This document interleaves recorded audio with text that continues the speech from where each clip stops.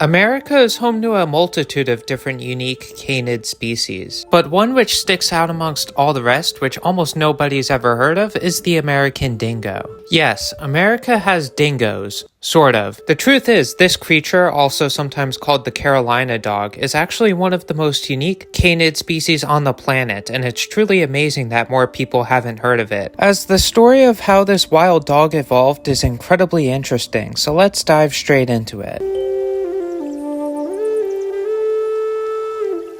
So before we explain what exactly America's dingoes are, we need to talk about its Australian counterparts first. Whether or not dingoes are native to Australia is an incredibly controversial subject, but overall these canines got to the continent actually not by natural means but through us. Tens of thousands of years ago, Aboriginals, which were the first people to arrive onto the Australian continent, brought over not just themselves but also their hunting dogs, which they used specifically to hunt larger prey. Believe it or not, humans have been domesticating all sorts of different creatures, including hunting dogs, for at the very least tens of thousands of years, and because of that, these dogs have been able to spread across the world alongside a multitude of different human populations. The thing is though, in a lot of cases these dog populations end up outliving the human civilizations that brought them over. Additionally, these dogs sometimes just happen to get loose and survive completely on their own in the wild. This is what's happened with Australia's dingoes, and this fact is incredibly important to the Carolina dog's story. Just like the dingoes, the Carolina dog's ancestors were originally from Eurasia, and they were brought over by us humans, but not the Europeans. Instead, they were rather brought over by the Native Americans tens of thousands of years ago as they crossed the Bering Strait into the Americas. Because of this, the Carolina dog is considered to be a very primitive breed, though they still actually do fairly well in captivity. Interestingly enough, it's actually believed that the native peoples of America brought over a multitude of different dog breeds,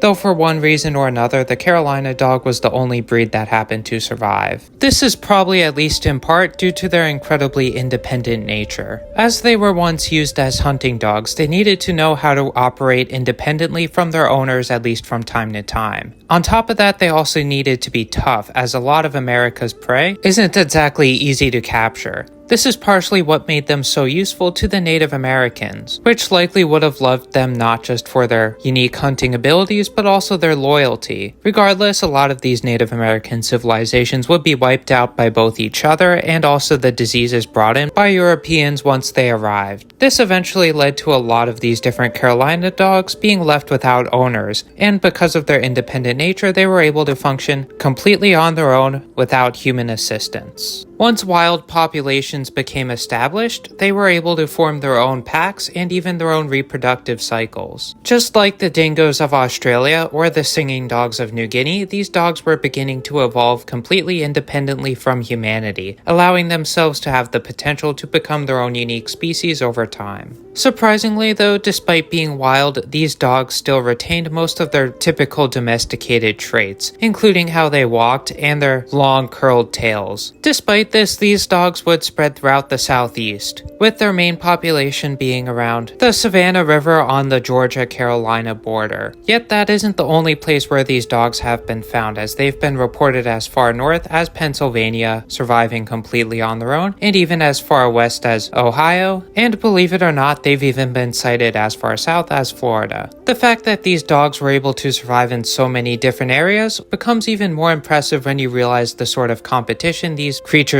must have faced. Not just does the southeastern United States have bears and alligators, which would have both competed with these dogs for food and also preyed upon them occasionally, but the southeastern United States also has another species of canine, one which would have posed a serious threat towards these dogs. While very rare in modern day, red wolves were once fairly abundant across the southeastern United States. Not just were these creatures larger than the Carolina dogs, but they were also more efficient at taking out larger prey. It's mainly for this reason why most people believe that the Carolina dogs ended up remaining relatively cryptic and not exactly abundant anywhere in the southeastern United States. This wouldn't change either once the red wolf became extinct in most of its range because of another predator that moved in shortly afterwards in order to replace the red wolf's niche, that being the coyote. While coyotes were smaller than the red wolves, they reproduced at a much faster rate, making them an even bigger threat to the Carolina dogs. Plus, because of their smaller size, they competed more directly with the Carolina dogs for food, which only further led to the Carolina dogs' population decline. Things would only get even worse for the Carolina dogs as other feral dog breeds would eventually escape from American settlers, leading to the inevitable competition and hybridization between the Carolina dogs and a variety of different feral European dog breeds. Because of all of these different factors, the American dingo would nearly disappear from the continent prior to it officially even being described. While these creatures were first noted as existing all the way back in the 1920s, they weren't even officially considered a proper dog breed till the late 1900s. Additionally, once they were recognized, a lot of people would end up trying to bring them into captivity as pets. This then only raises another complex issue, that being if the American dingo should be considered a native dog or not, as they did evolve in the Americas, but they were still brought over by humans. On top of this, if they are to be considered native, then should they be considered endangered or not? Really, it's another whole complex issue which I'll leave up for your own guys' interpretation. Even more interestingly, unlike their Australian counterparts, the American dingo tends to settle into captivity as a domesticated dog a lot more easily. This is likely due to the fact that they aren't nearly as many generations removed from actually being pets, except instead of being owned by the natives, they're now owned by the more, I guess you could say, typical American. Funnily enough, their big ears and large eyes that would have helped them survive in the wild actually makes them even more desirable as pets in captivity, as let's face it, it makes them absolutely adorable. Shockingly, in some cases it only takes 1 or 2 generations for these creatures to fully settle into being proper loving pets. It truly is amazing just how adaptable these creatures are, as they could survive just as well in the wild as they can in your own household, assuming that you take the proper steps in order to take care of such a impressive and adaptable canine. For better or worse though, now there's more pure-blooded American dingoes in captivity than there are in the wild. While some people have talked about potentially trying to rewild this dog breed, the act of doing so is incredibly controversial as they still are the descendants of a domesticated species.